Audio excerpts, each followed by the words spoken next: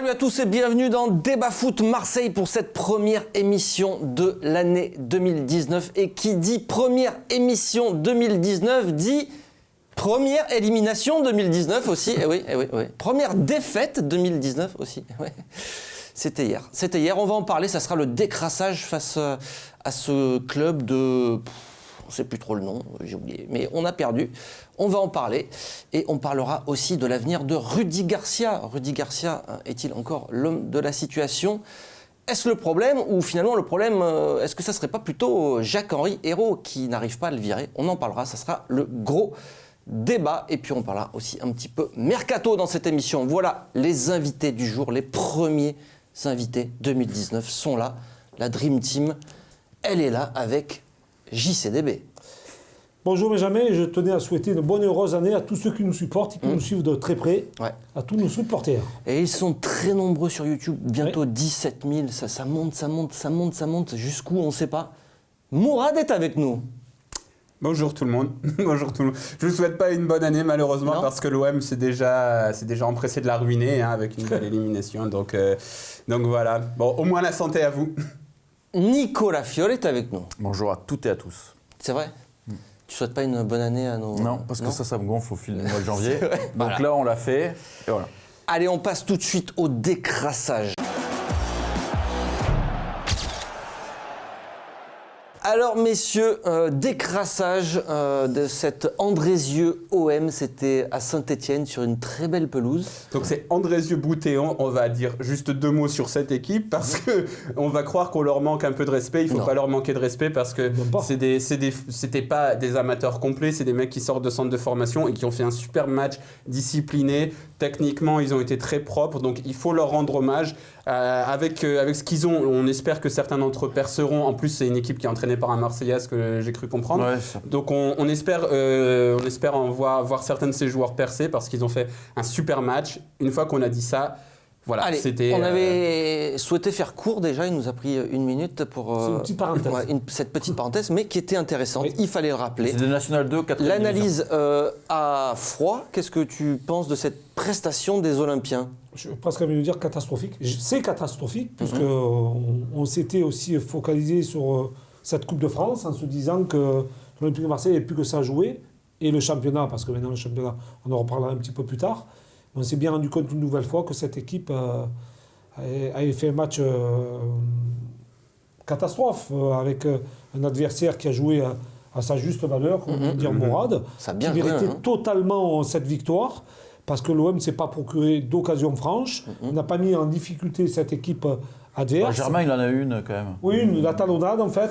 Mais bon, quand je parlais de ne pas vous souhaiter une bonne année, voilà, il continue de la ruiner. Hein. Je pense que vraiment, là, on est dans la zone rouge, on commence vraiment... Il va falloir vraiment on est depuis longtemps quand même dans cette zone rouge. Oui, mais là vraiment, après ces deux éliminations en Coupe de la Ligue et en Coupe de France, vraiment, il va falloir sortir le drapeau rouge. Ou le carton rouge. Ou le carton rouge. Pour certains. Mourad Arts.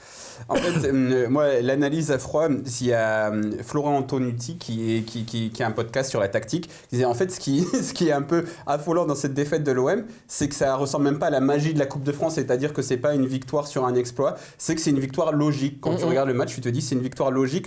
On dirait que l'OM a été battu par une autre équipe de première division. Et bah c'est ça en fait.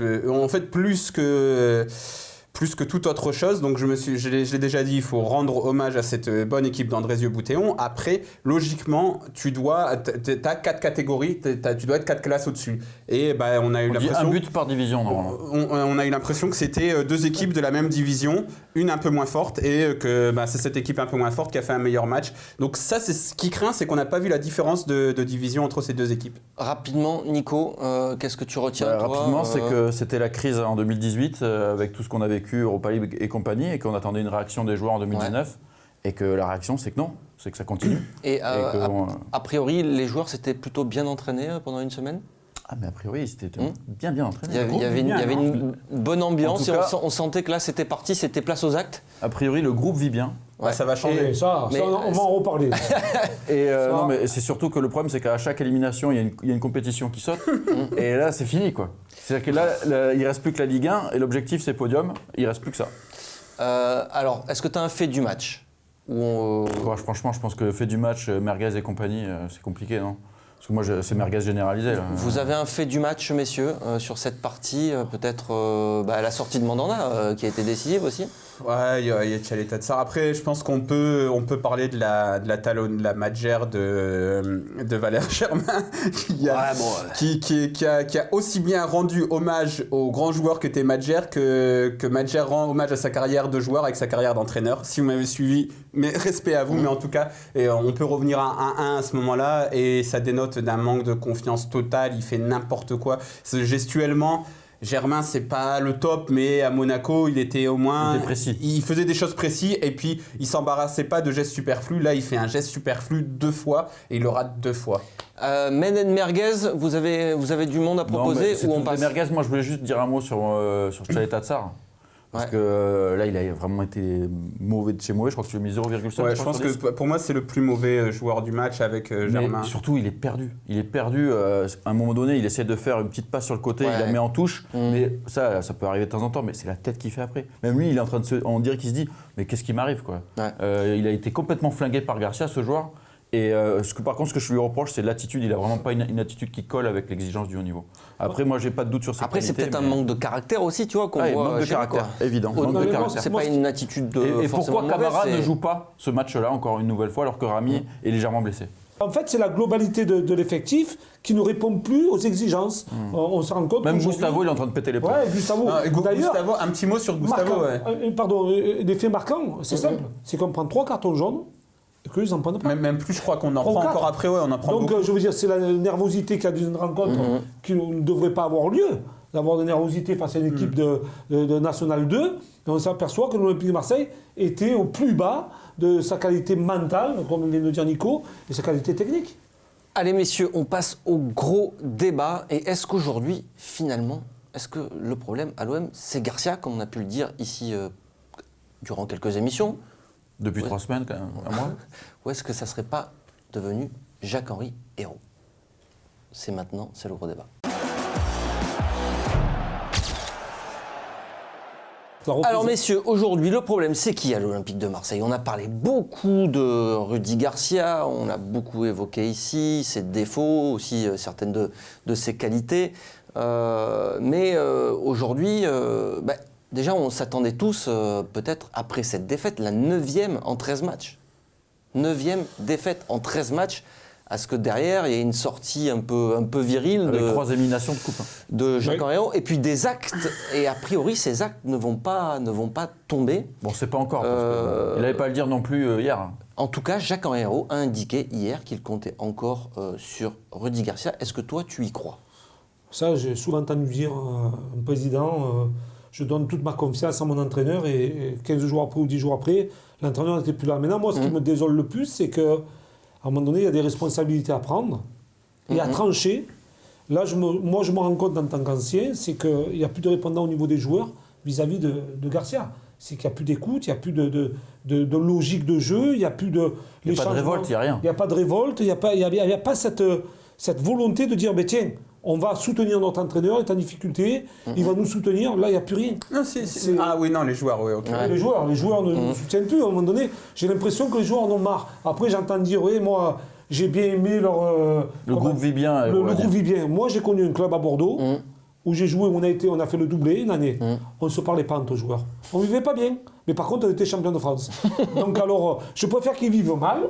À l'extérieur, et les salaires qu'ils ont pourront bien vivre. Mais à un moment donné, il faut gagner des matchs. Il faut gagner des matchs. Et là, je commence à en avoir marre. Parce que bon... Je pense que... Non, mais voilà, je veux dire, après, s'ils ne vivent pas bien en groupe pendant 2 heures ou 3 heures de la journée, on s'en fout complètement. Nous, on veut des résultats aujourd'hui. Non, mais il veut surfer sur l'année dernière où il y avait cette image du groupe conquérant qui allait en finale d'Europa League. Nico, toi, tu penses que Garcia est menacé réellement ou pas?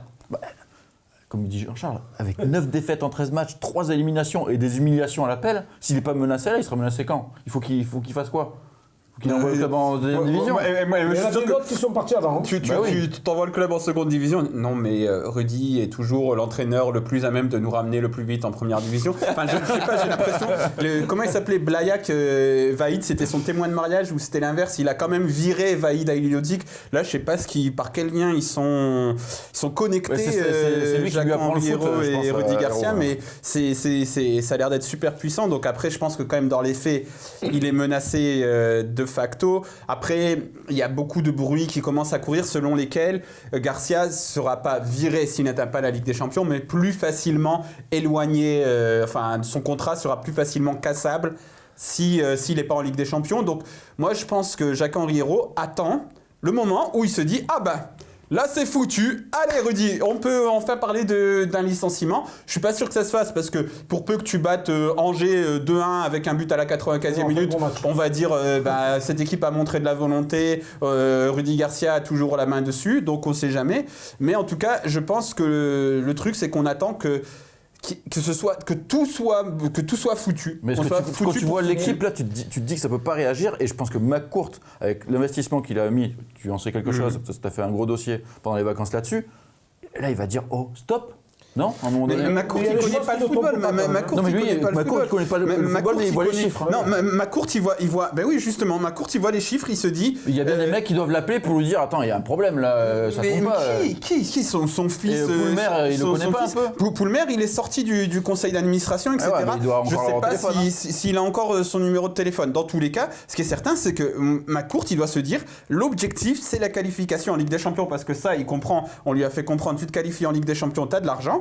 Donc il se dit, là c'est encore faisable, et vu qu'il connaît rien au ballon, il se dit, c'est faisable, pourquoi on paniquerait ? Est-ce qu'il faudrait trancher rapidement maintenant dans les prochaines heures, en tout cas avant le match de Monaco, il faut prendre une décision ? Moi je pense qu'il faut prendre une décision rapidement. Si on doit changer d'entraîneur, c'est maintenant qu'on doit le faire. C'est pas dans 4-5 matchs. Parce que dans 4-5 matchs, si on a 12 points de retard ou 15 points de retard pour la Ligue des Champions, là ça va devenir vraiment compliqué. Donc là, il y a encore une petite chance. Là, ce sera foutu. Pour revenir, voilà. Et il faut qu'il se pose des questions, parce que je vais reprendre un truc dont on rigole souvent entre nous. Et il y a un moment, Ben avait dit il faut faire un calcul d'entreprise, ou je sais plus comment, s'il faut virer Garcia. C'était peut-être un peu tôt dans la saison l'an dernier. Mais là, il faut vraiment que tu dises ok, ça va te coûter 12, 15, 20, même avec ses adjoints. Mais combien ça va te coûter de pas aller en Ligue des Champions ? Beaucoup Exactement. plus. Combien ça te coûte au niveau de ton effectif ? Parce que la cote des joueurs, on a parlé de Tchaleta Tsar, il est arrivé pour 19 millions. Maintenant, il vaut même pas 2 millions. Personne ne voudrait de ce mec, ou alors en prêt. Et tu prends ça pour Payet, pour Germain. Tu prends tous les joueurs. Sanson. Sanson, mon Dieu, mais sa cote, elle doit être au plus bas actuellement. À ma vie, on l'a acheté 10 millions. Maintenant, il doit valoir 10 mars. Tové, il va perdre de la cote financière. Voilà. En fait, il faut se poser des questions aussi au niveau financier. Ok, ça te coûte de l'argent de virer Garcia, mais quand tu fais une erreur. Et quand tu fais une erreur, il y a un moment, il faut se retirer. C'est comme au poker. Quand tu joues, à un moment, tu te dis bon, je pas au lycée. Il y a des choses qui m'interpellent, moi, et qui ne trompent pas quand même, dans le football. C'est qu'à un moment donné, l'entraîneur va dire des choses qui ne sont peut-être pas écoutées, parce qu'aujourd'hui, on s'aperçoit que tout ce que dit Garcia, c'est pas retranscrit sur le terrain, tactiquement, dans le jeu, ce que l'on veut. Et on se dit, aujourd'hui, il s'est dit aujourd'hui que le président est descendu dans le vestiaire, lui allait discuter avec les joueurs. Ça veut dire quoi ? Que son entraîneur n'a plus la crédibilité vis-à-vis des joueurs, puisque c'est le président qui va parler au nom de l'entraîneur.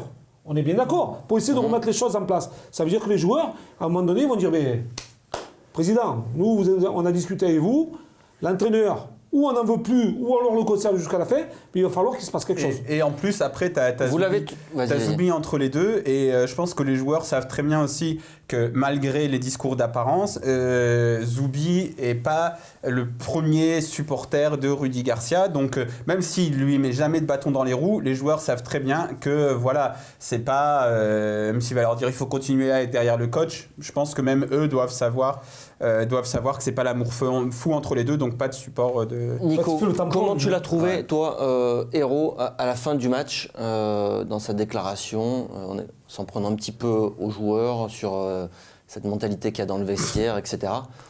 Moi, quand il dit le groupe vit bien, tout à l'heure, moi ça me fait rigoler, quoi. Le groupe vit bien, vu comme ils sont sur le terrain, il vit pas bien. Puis bon, de toute façon, on s'en fout qu'ils vivent bien ou pas bien. C'est un argument, on s'en tape complet. Ce qu'on veut, c'est quelque chose sur le terrain. Et il ne faut pas non plus exonérer les joueurs qui ont un comportement qui n'est pas admissible. Parce que quand tu vois Payet, le match qu'il fait hier, ou Thauvin qui fait sa pleureuse contre des joueurs de 4e division, c'est pas normal. La question maintenant, c'est qui a recruté ces joueurs et qui a validé ces joueurs. Et là, on remonte les échelons de responsabilité et on arrive sur aussi Hérault qui est aussi responsable de ces mercatos qui conduisent à l'état de l'équipe actuellement. Est-ce qu'on ne se rend pas compte aujourd'hui qu'il est peut-être en train il n'arrive pas à gérer cette situation parce que tout simplement, il n'a aucune expérience à ce niveau-là. Il a pas de plan B aussi, j'ai l'impression. Chacun est héros. Mais il est tombé dans un monde qu'il ne connaît pas du tout.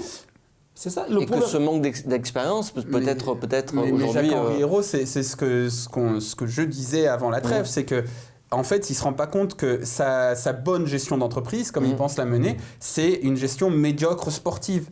Et c'est là, on est exactement à ce niveau-là. C'est-à-dire que j'avais reproché, par exemple, à Zubizarreta de s'être laissé manger par Garcia. Ce que je reproche à Hérault, c'est de s'être laissé trop charmer par Garcia, qui s'est dit « Oh putain, lui c'est un killer ». On en connaît tous des mecs qui... Ça, c'est la vie d'une entreprise aussi. Même dans une entreprise normale, tu dois bien gérer les compétences et tu dois voir, au bout d'un moment, que Rudy Garcia, non, il recrute n'importe comment. C'est pas possible de continuer à lui laisser le mercato. Rudy Garcia, il a aussi des limites sur les gros matchs, donc c'est pas possible de le prolonger. Ça, Jacques-Henri Hérault a fait une énorme erreur dans son appréciation des compétences des uns et des autres. Bah surtout qu'il le prolonge en octobre, et en octobre, moi je suis désolé, ça sentait déjà le sapin. Oui, on voyait déjà qu'il y avait des problèmes. Il ne veut pas l'admettre, ça. Oui, il ne veut pas l'admettre parce que les négociations, elles traînaient depuis un petit moment, parce que je pense qu'ils ont commencé à discuter dès la finale de la Ligue Europa, et ça a traîné en longueur, et au lieu de se dire on va attendre encore un peu parce que là, cette année, ça part mal, non, il a voulu, jusqu'au boutiste, il est allé dans son truc, maintenant il est coincé par son propre choix. Et un petit truc intéressant que tu as dit, parce que oui, en effet, on sait que les discussions ont commencé à la fin de la saison dernière. Et à la fin de la saison dernière, encore une erreur de Jacques-Henri Hérault. Il s'est laissé griser par l'enthousiasme de la Coupe d'Europe, alors qu'il aurait dû avoir le recul nécessaire pour se dire « Ok, on a fait finale de Coupe d'Europe, mais on n'a pas été en Ligue des Champions. Donc c'est bien, mais pas top. » Comme le commissaire, comment il s'appelle, vu qu'il revient, les nuls, etc. Bref, je me perds. Donc voilà, il y a encore une mauvaise erreur. Donc en fait, il y a un moment, Jacques-Henri Hérault est venu en disant « Je suis un super dirigeant d'entreprise, je gère j'arrive parfaitement à analyser les compétences des uns et des autres. » Et bien sa gestion actuelle avec un Zoubi au placard qui est un VRP de luxe et un Garcia tout puissant, elle lui retombe à la figure et donc il a fait une erreur, il a fait une mauvaise gestion des compétences. Mais est-ce qu'aujourd'hui il fait le bon calcul en s'entêtant à vouloir garder Garcia à titre personnel? Est-ce que c'est le bon calcul aussi pour lui? Parce qu'en faisant ça, financièrement, est-ce que lui aussi lie pas son avenir à Garcia? Il peut probablement sauter si jamais. Absolument. De toute manière, je pense que l'actionnaire principal, à un moment donné, lui, c'est les finances qui l'intéressent. Entre guillemets, les résultats viennent avec les finances. Mais s'il doit injecter chaque fois, réinjecter de l'argent dedans et de ne pas avoir de résultats, à un moment donné, il va dire stop, tu n'es pas un bon gestionnaire, tu as fait des mauvais choix. Garcia, Hérault, j'en ai plus besoin. Enfin, moi, c'est mon point de vue. J'en ai vu des présidents, j'en ai vu des entraîneurs partir très rapidement. Et les deux en même temps, c'est arrivé aussi. Et j'ai envie de te dire, Zubizarreta, ça peut être la victime collatérale de ça, parce qu'il peut peut-être aussi sabrer carrément la totalité. Zubizarreta, c'est le seul qui comprend vraiment. Oui, mais il peut peut-être aussi se faire éjecter parce que l'autre, il va être craqué. La gestion, c'est pas lui qui l'a fait. Mais est-ce que ça, il va s'en rendre compte? Mourad, tu penses que c'est un bon calcul ou c'est un calcul très risqué aussi pour Hérault? De quoi, de lier son avenir? Ouais. Est-ce qu'on est sûr de le maintenir coûte que coûte? On ne sait pas, ça se trouve demain, il le vire. Je pense que c'est un mauvais calcul parce que là, avec Garcia, il y a une fracture trop grande, même avec le public. Là, il faudrait qu'il gagne la Ligue des Champions pour qu'on se dise ok, on passe l'éponge. Non mais ok, on va dire il faudrait qu'il soit champion de France. Il faudrait qu'il nous qualifie en Ligue des Champions. Devant Lyon. Donc cette année, la saison elle est foutue. Donc si tu le laisses encore, là il commence à y avoir une grosse fracture avec le public parce que vous vous imaginez ce qu'on s'est pris dans la gueule depuis que Rudy Garcia il est arrivé à l'Olympique de Marseille. C'est incroyable. On a pris 5-1 au Vélodrome contre Paris, on a pris 4-0, 4-0, 4-1, 4-3 contre... On a pris 12 buts en 3 matchs contre Monaco, 3-0 contre Montpellier, contre Lille, on se fait sortir contre Andrézieux. Vous vous rendez compte de l'amas de conneries, de grosses merdes qu'on a eu depuis l'arrivée de ces nouveaux dirigeants? C'est énormissime. Donc, Jacques-Henri Hérault, s'il maintient Rudy Garcia, il joue un jeu dangereux. Je pense pas que ce soit le bon calcul parce que Rudy Garcia, il a beaucoup trop de casseroles et que pour les effacer, il faudrait qu'il fasse une performance exceptionnelle, c'est-à-dire d'être champion l'an prochain. Est-ce que McCourt doit intervenir si impossible. jamais Jacques-Henri Hérault ne tranche pas Je pense rapidement? que McCourt, il interviendra, mais pas maintenant. Il interviendra, ça sera trop tard en fin de saison. Tu penses pas qu'il puisse intervenir aujourd'hui là, je pense que en regardant ça de très loin? S'il n'y a pas quelqu'un qui connaît le football, qui a un relais, un autre relais qui lui dit là, même si sportivement, lui ça va ne dans connaît le pas le mur. football, il a quand même géré un club de sport aux États-Unis. Avec une réussite. Justement, non mais d'accord. C'est intéressant parce que ça, les supporters ne voulaient pas en entendre parler quand McCourt est arrivé. Qu'est-ce qui s'est passé aux Dodgers? Les Dodgers, il les a fait revenir à un niveau respectable, comme il a fait revenir l'OM à un niveau respectable. Après, c'est parti en couille, complet. Bon, il y a eu son divorce, mais il y a aussi eu des histoires avec la fondation des Dodgers. Il y a aussi eu des histoires avec le compte en banque des Dodgers qui a été utilisé pour acheter des maisons, des hélicoptères, etc. Voilà, les clubs des Dodgers aux États-Unis. Donc il les a fait revenir à un niveau acceptable avec des idées assez intéressantes. Et puis après voilà, il n'allait pas mettre plus d'argent pour aller chercher plus haut. Apparemment, il a un peu commencé à dire j'arrête les investissements. Donc je pense qu'il a appris de ça et que son divorce, de toute manière, l'a beaucoup pénalisé. On va pas dire qu'il met pas d'argent. McCourt, pour le moment, il a fait ce qu'il disait, mais il va pas mettre plus d'argent. Et à mon avis, c'est pas lui qui va, ou alors il va en mettre un tout petit peu, et c'est pas lui qui va prendre des responsabilités. Sans connaître le football, il peut se dire ce qu'on s'est dit dans cette émission, ça va me coûter plus cher si j'interviens dans 6 mois et qu'on n'a pas mais c'est un Hérault qui lui dit mais non, mais vous allez voir. Qu'est-ce que tu en penses? Toi, tu penses qu'il doit intervenir si Hérault n'est plus capable d'agir parce que son avenir est lié à celui de Garcia? De toute façon, il va y avoir des calculs à faire. Il va devoir. C'est très simple. La Ligue des Champions, ça rapporte entre 40 et 60 millions si tu es qualifié. On est bien d'accord? Là, si ça nous coûte, allez, on va dire, si ça coûte au club entre 10 et 18 millions pour tous les licenciements, et qu'on est qualifié derrière, c'est plus avantageux. Il faut se dire une chose aussi, c'est qu'à un moment donné, il y a des têtes qui vont tomber. Ça va tomber. Justement, que tu changes d'entraîneur, donc déjà tu prends qui? On va en parler un peu plus tard. Sans garantie. Et en plus, qu'est-ce qui te dit, voilà, sans garantie? Qu'est-ce qui te dit que tu vas en Ligue des Champions parce que tu changes d'entraîneur? Donc dans tous les cas, tu vois, si tu te places dans la position de McCourt, il peut se dire... Ok, bon, Garcia, il est à la dérive totale, mais je mets qui à la place? Est-ce que financièrement... Tu peux dire ça parce qu'il faut un électrochoc et que tu te dis que tu as un effectif qui est suffisamment capable de finir 3e. Jean-Charles... Moi, je vais plus loin, puisque tu me dis ça. On a le désamour du public derrière. Est-ce qu'on va pouvoir supporter jusqu'au mois de juin Garcia, Hérault et tout le reste? Non, mais ça risque d'être pénible. Oui, mais c'est ça le problème. Est-ce qu'il le comprend, ça? Les abonnements l'année prochaine et tout le reste. Déjà ce week-end, ça va être un match compliqué. Mais il va y avoir voilà, donc on va voir la suite. Mais pour le moment, je pense pas qu'ils le comprennent. Je pense pas que, même Jacques-Henri Hérault, je pense pas qu'ils comprennent réellement qu'il y a un vrai désamour du public qui doit se dire c'est encore les journalistes qui veulent chercher. Non, mais le rejet, c'est le jeu, c'est les résultats, mais c'est aussi la com. Il y a tout, c'est un tout. Donc c'est ça aussi le rejet de Garcia. Jean-Charles, parler des têtes qui doivent tomber, peut-être. Est-ce que, on l'a dit, Hérault a lié son avenir à celui de Garcia. Est-ce que Hérault doit aussi sauter aujourd'hui? Est-ce que toutes les erreurs qu'il a commises en duo avec Rudy Garcia, est-ce qu'aujourd'hui, McCourt doit trancher et virer le duo plutôt que juste Rudy Garcia? En milieu de saison.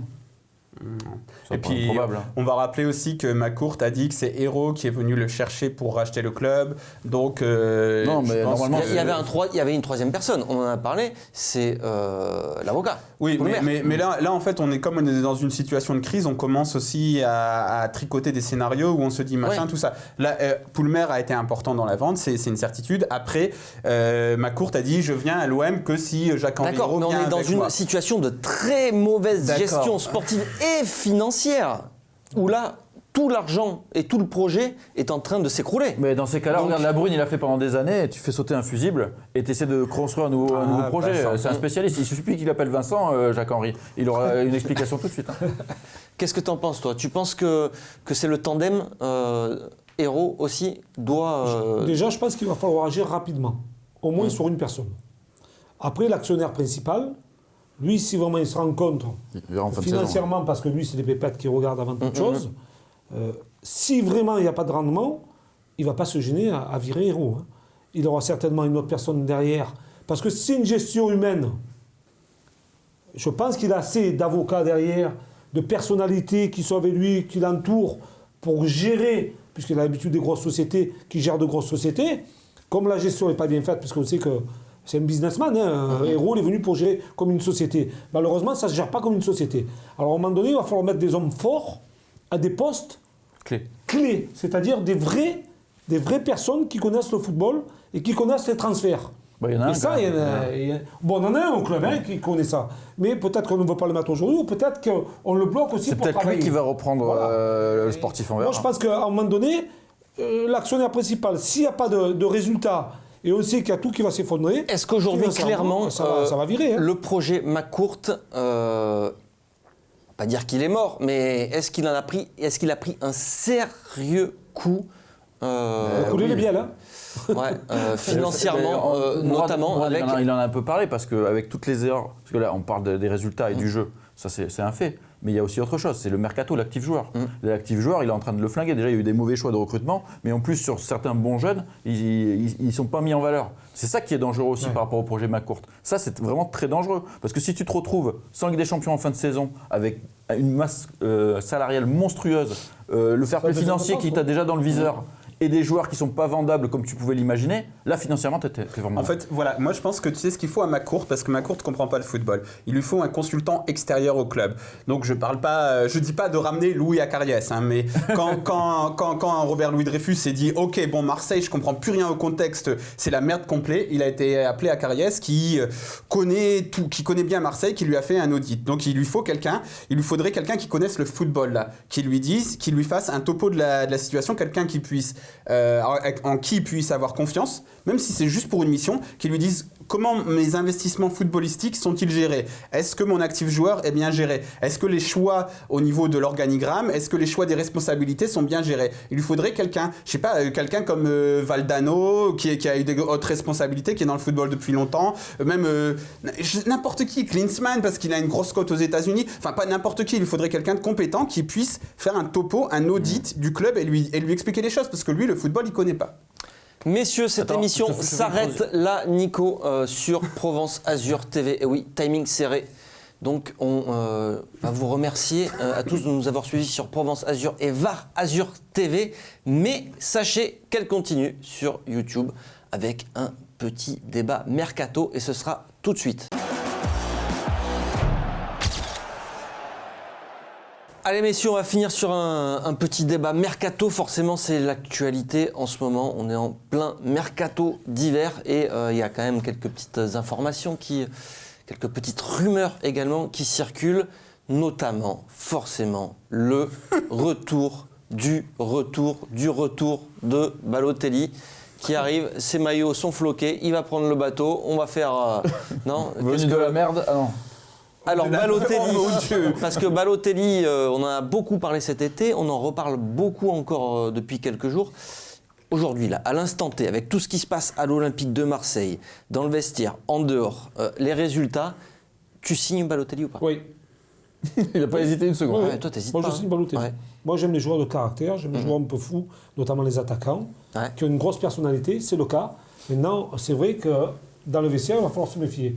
Est-ce que les joueurs vont accepter que Ballot arrive avec son caractère de fou et son salaire. Bon, les salaires... Déjà, ils n'ont pas accepté Strootman, a priori. Ouais, mais bon, c'est un autre joueur, Strootman. Je pense que Balotelli à Marseille, c'est ce qu'on aime. C'est ce qu'on aime. Après, il faut le prendre avec son caractère, ses qualités et ses défauts. Mais moi, ce que je veux, c'est un gars qui marque des buts.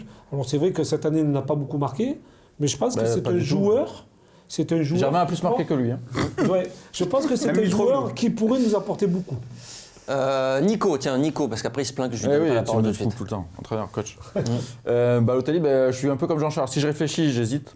Parce que début de saison, caractère du joueur, tout ce qu'il vient de dire. Mais c'est vrai que quand je vois le match de Germain ou les matchs de Mitroglou, j'hésite pas une seconde. C'est Balotelli, c'est un vrai attaquant, il va gueuler sur tout le monde, il va les faire chier. Puis, même si notre président il dit que le groupe vit bien, moi je suis convaincu que le groupe vit pas bien. Donc Balotelli ou pas Balotelli, c'est la merde. Autant. Il faut un leader. Voilà, il va retourner le truc, ça peut pas être pire. Il faut un leader des contestataires. Il faut un leader. Non, mais leader, il va retourner le truc. Et là, il faut que ça soit retourné. Là, ça va pas. Donc. Mourad, tu signes ou pas ? C'est gratuit. Je sais pas. Logiquement, gratuit, non, logiquement, je suis fan du joueur. Sincèrement, je sais que c'est une tête de con. C'est un mec incroyablement talentueux qui a gâché une grosse partie de son talent, mais c'est quelqu'un de spécial. Et j'aime bien les gens spéciaux. Ça se dit, oui.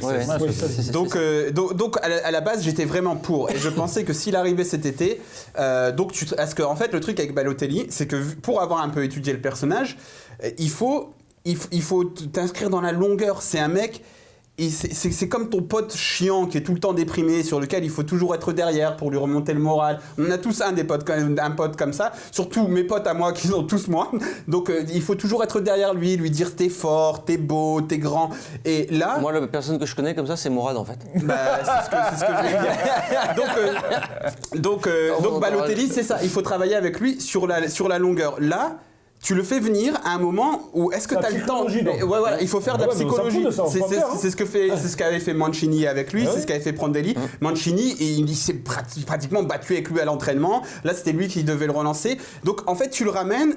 Le contexte n'est pas bon pour le ramener. Après, c'est parce que si on était dans FIFA, je te dis, tous les jours. Et en plus, comme tu dis, même sa personnalité de gros con, parce que là, j'ai regardé le super documentaire d'Intérieur Sport, vraiment top, qui s'appelle Mister Vieira.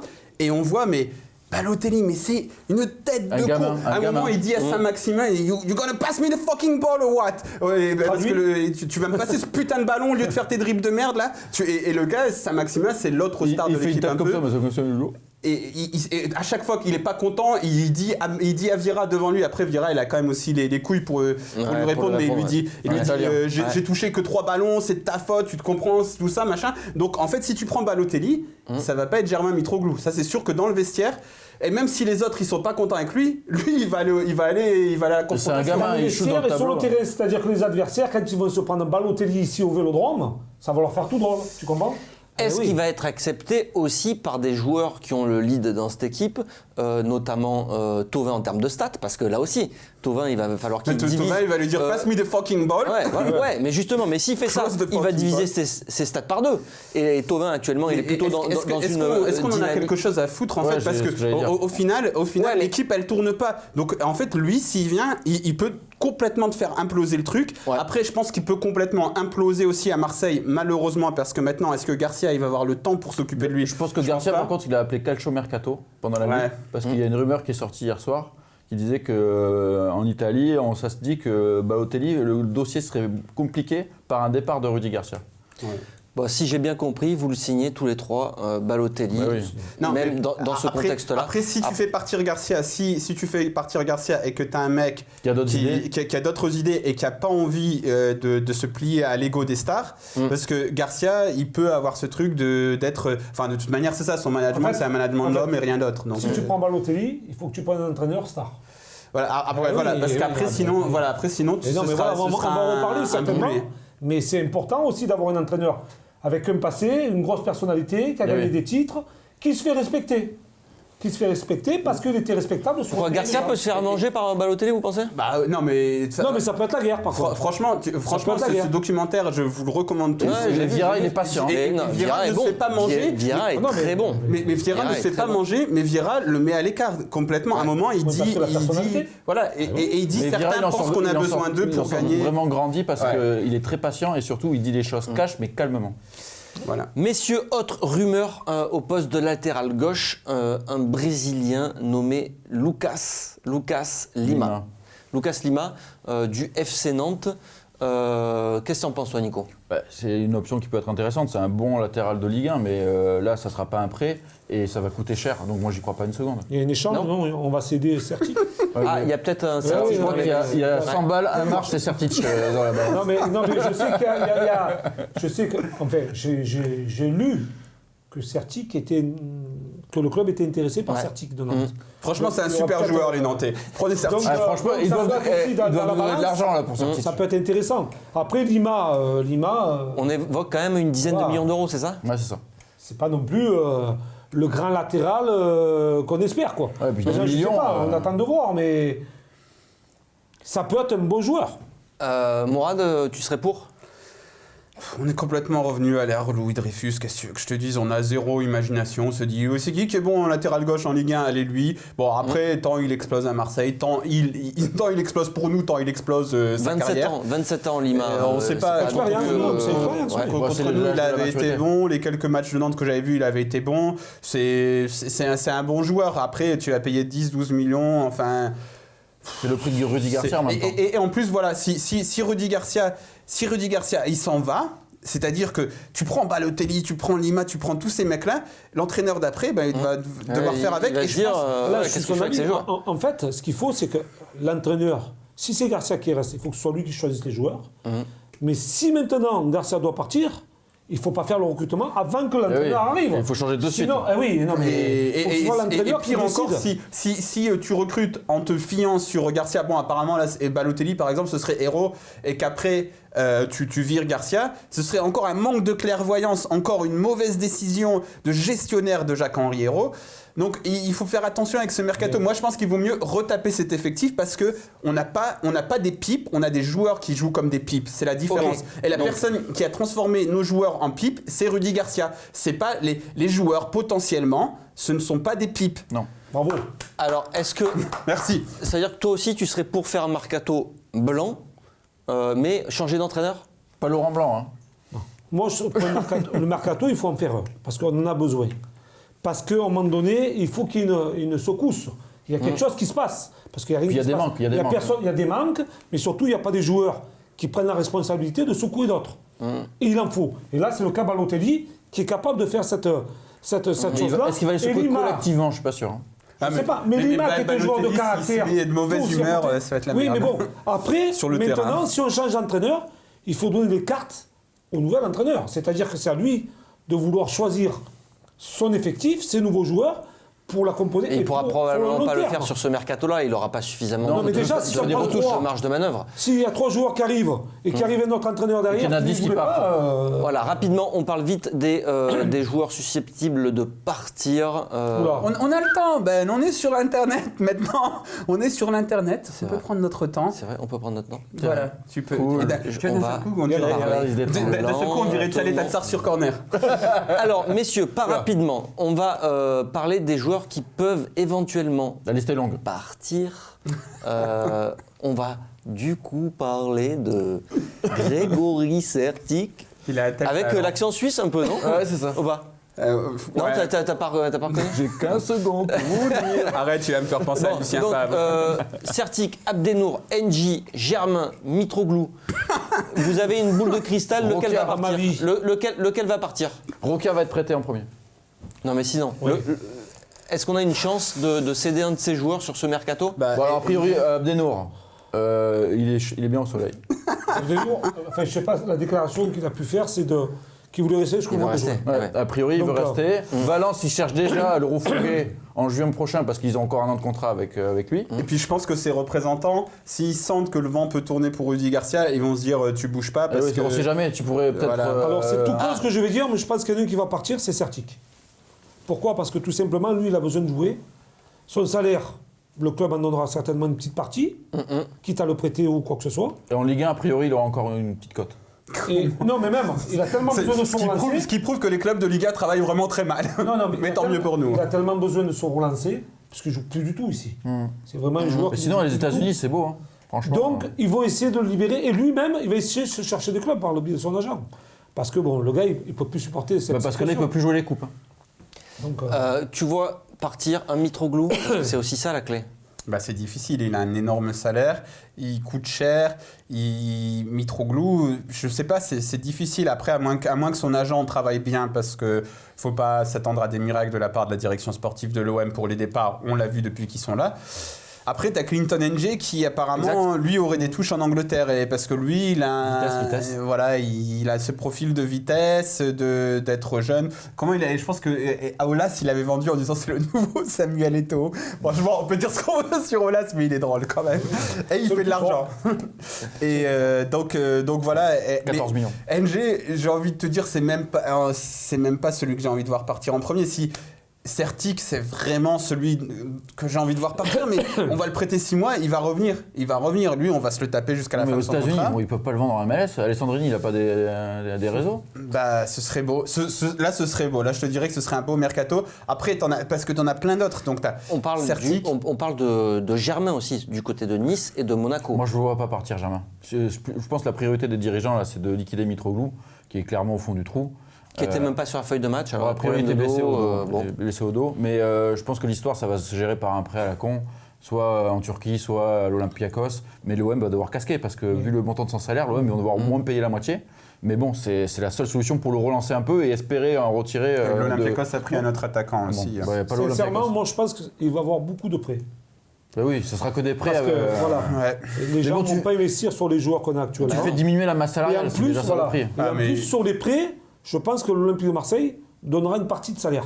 Donc tu vas faire diminuer la masse salariale, mais temporairement. Donc après en juin. Donc même si tu l'as fait, le problème c'est que si tu fais des prêts, c'est difficile de recruter parce que derrière tu n'as aucune visibilité. Tu peux faire des prêts aussi. Tu mets en danger le club. Tu peux aussi faire des prêts. Mais tu vas faire des prêts. Tu vois comme t'as.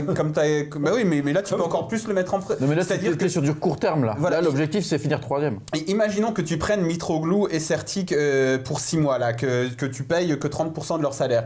Donc tu vas te dire ma masse salariale elle a diminué, je peux prendre un autre joueur. Sauf que en juin ils reviennent, leur salaire il remonte, ta masse salariale. Le but c'est de les relancer. Le but c'est de les relancer. Exactement. Il a raison Nico. Le but c'est que ces joueurs-là sont prêtés. Franchement, vous voyez vraiment ces Sertic se relancer? Non, mais je sais pas. Football Manager, c'est Football Manager. Sur 6 mois. Il est au FC Nantes dans la partie de Football Manager. Si ça flambe, il est à Lille. on le conserve. Voilà, le but c'est ça. Le but c'est d'essayer de les relancer ailleurs. Oui, c'est ça. À Marseille. Qu'ils se fassent un peu voir. Et quitte après à les vendre à un prix moindre, mais au moins ils seront partis quoi. Ou alors il faut que des mecs jouent à Football Manager parce qu'en effet dans la partie de Football Manager il est à Lille et il m'a mis un coup franc, je l'ai mal pris. Est-ce que les négociations, les tractations pour ces éventuels départs risquent de sérieusement compliquer le mercato olympien? Et est-ce qu'on ne risque pas de nouveau se retrouver avec des paniques buy ou des paniques rent à la fin du... Ça sera plutôt panique rent parce qu'à priori il n'y a pas d'argent comme disait Vincent. Donc là, à mon avis, ils doivent travailler sur des choses pas chères. Genre Balotelli, ça va coûter cher en salaire, mais il pourrait résilier son contrat. Après, le temps que tu perds à trouver des solutions pour tous les mecs qui te bouffent la masse salariale, c'est compliqué parce qu'on sait que le fair play financier, les gendarmes de l'UEFA, ils surveillent la l'OM. Et que là, c'est un peu une épée de Damoclès. Et on sait qu'on a un mois de janvier... compliqué. Déjà qui risque de coûter cher au niveau des points. On va jouer Lille, on va jouer Saint-Etienne. On va pas commencer à dire, on a beaucoup de matchs dans le mois de janvier. Hein non, mais ce que je veux dire, c'est pas ça. L'urgence, elle est maintenant de recruter peut-être vite pour avoir des joueurs. Mais et si on est non, l'urgence, c'est de retaper ce groupe. On a déjà investi 160 Oui, mais ça, on l'a dit. C'est soit on vire l'entraîneur, soit tu vois. Mais si tu le vires pas l'entraîneur, Garcia, il a dit qu'il avait des solutions. Tu peux pas non plus conserver Garcia et ne rien faire sur le mercato, par contre. Tu vois? Moi, sincèrement, je préférais parce qu'avec Garcia, je nous vois aller dans le mur. Donc, tu vas recruter encore des joueurs pour Garcia. Tu vas aller dans le mur. À la fin de la saison, tu vas devoir les vendre. Qui va te prendre Balotelli avec ce salaire? Qui va te prendre et voilà. Et tu vas être dans une merde, mais colossale football. Je pense que si on garde Garcia, en fait, il faut rien changer, quoi. C'est malheureux, mais pourquoi tu prends Balotelli si tu gardes Garcia? Oui, Balotelli parce que tu vas pas le payer cher. Il a un salaire intéressant. Très important, mais tu le paieras pas quasiment. Sinon, la limite, oui. Après, si ça va au mois de juin, Garcia, le nouvel entraîneur qui va arriver. Il aura fait le recrutement Garcia pour le nouvel entraîneur. Non, mais tu peux le faire sous forme de prêt, comme disait Nico. Mais ils n'ont plus en prêt les joueurs. Balotelli, en tout cas, ça sera pas en prêt. Après, Balotelli, le truc, c'est que si tu gardes Garcia, il y aurait peut-être un infime espoir qu'il y ait un truc qui explose parce que Balotelli, s'il a envie, c'est vraiment un grand joueur, donc peut-être qu'il va te faire gagner des matchs tout seul, qu'il va remettre à leur place certains joueurs dans le vestiaire et que le truc peut repartir. Mais bon. Attends, il y a deux autres joueurs. Radonjic, a priori, il n'y aura pas de départ cet hiver. Et par contre, le petit Roca, il y a des touches en Ligue 2. Merci pour cette info de dernière minute. On appelle ça un breaking dans le jargon. Merci Nico. Merci Mourad. Merci Jean-Charles. Et merci Rudy. Et merci JHE. N'oubliez pas, il n'y a qu'une histoire. Et c'est celle-là, l'histoire qu'on vous raconte ici, dans Débat Foot Marseille. Prochain Débat Foot Marseille, ça sera le Débat en plus qu'on va tourner juste après. Allez, merci. Ciao.